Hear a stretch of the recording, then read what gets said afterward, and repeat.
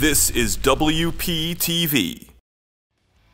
Hello and welcome back to William Patterson Sports, and today we'll be talking Pioneer softball as they sit 20th in the nation and now rolling with 2 more wins yesterday against Rutgers Camden. Wyatt, we'll go to you first. What did you see from this Pioneer team on the diamond? Well, not only is it senior day here for us at WP TV, but it was also senior day for the Pioneer softball team. You know, they got those 2 wins against Rutgers Camden. Allison Pomajerski pitched in the second game. That's the game I was on for. Joe, you were on the first game.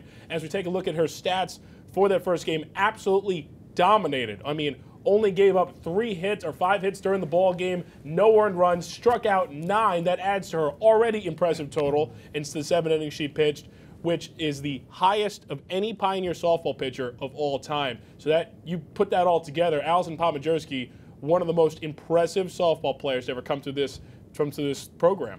Sam, what'd you see? I've said time and time again that Allison Pomajerski does have what it takes to carry this team, and yesterday she showed that. She pitched an amazing game. She didn't end up any runs, and I just think she carries the team pretty well. Joe, what did you see from the game? I think what we saw the most is how much these 2 pitchers are going to be missed next year.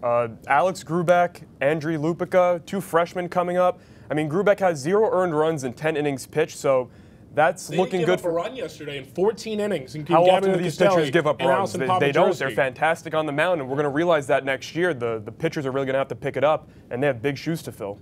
You roll down the list of games they played all year through the schedule, you have to see how many times they finished games in 5 innings. The amount of times that these pitchers have shut out opponents between Castelli, who's now 15-2, and Pomajerski, who's 9-6 on the season, they've shut out opponents left and right. And now, after yesterday's performance, they're second in the conference, 26-8, 14-2 in the conference against their opponents. The only 2 losses they have was against Ramapo, who is one of the best teams in the country. And William Patterson's on the road to being one of the best in the country as well. So the future is bright for this team. Already. Yeah, it's crazy. When you're one of the best in the country, you have your eyes on the playoffs. Now, this team obviously is already in the playoffs. What can we expect with them? Justin, we'll start with you going into this year's playoffs. I think they're in a good position to at least get to the second round. They have a home game this Tuesday. The location, or who they're playing is to be determined, since they still have games tomorrow and other teams have games tomorrow as well. But there will be a home game this Tuesday at 4 p.m. So they have the home field advantage to start off the bat, and after that, the rest of the games are neutral field. I believe they're all played in Union, New Jersey. Yes. So the following 3 games after that will be in Union if they were to make it that far. So I think they can get off on the right foot with the home field, but they have a lot of tough competition in the NJAC. There's multiple teams that are ranked between Rowan, Ramapo, and William Patterson. 3 teams that are ranked in the country.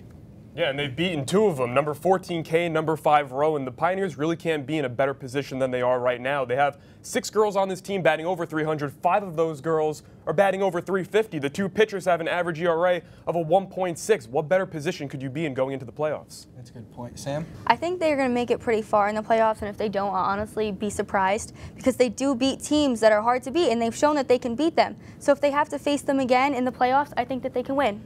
Yeah, look, now, guys, I do a lot with the radio, I do a lot with TV. I'm just saying this. I'll be the first to apologize to this Pioneer softball team because probably with all the teams that we cover, the most impressive right now. Sitting at 20th in the nation, going into the playoffs, has a serious shot at an NJAC championship and to possibly go on to a national bid to the tournament. Right. Really, this softball team has been so impressive. I mean, Gabriella Castelli, the first couple of softball games I got to watch yesterday, they can't be touched. I mean, these girls, there wasn't a ball into the outfield. That's how good they were. I mean, the off-speed pitches were there. They would go up high. They set up batters. It was incredible, and it's all led by their great head coach. And they can't get luckier with the last 2 games that they play. They're playing NJCU, which is, they have yet to win a game in the conference. 0-14, they take that momentum, bring it into the playoffs, and what more can you ask for? Now we'll finish things up. Will this team finish as one of the best in history? I mean, they're stacked. Can they finish as some of the best in Pioneer history? Now, this is probably the best program in William Patterson history. I mean, it goes right up there with the baseball program that won 2 national titles. But when you really look at it, between these 2 pitchers, Allison Pomajerski is going to finish her career with 41 wins and a 1.5 ERA.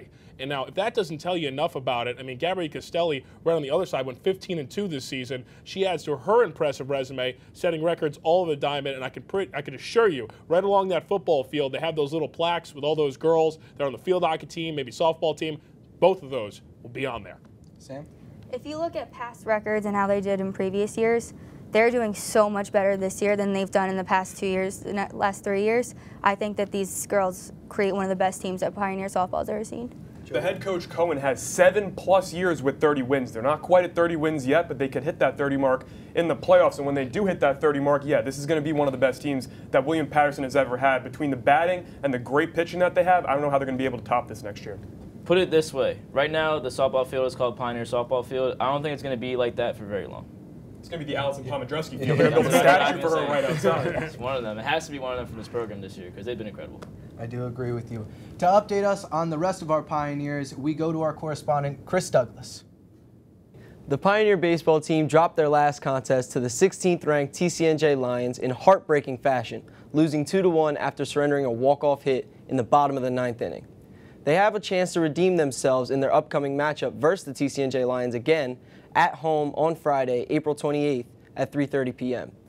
After beating crosstown rival Montclair State on April 10th, the Pioneers found themselves at 5-1 in their first 6 conference games and 12-9 overall, sitting in a solid position to compete for the playoffs.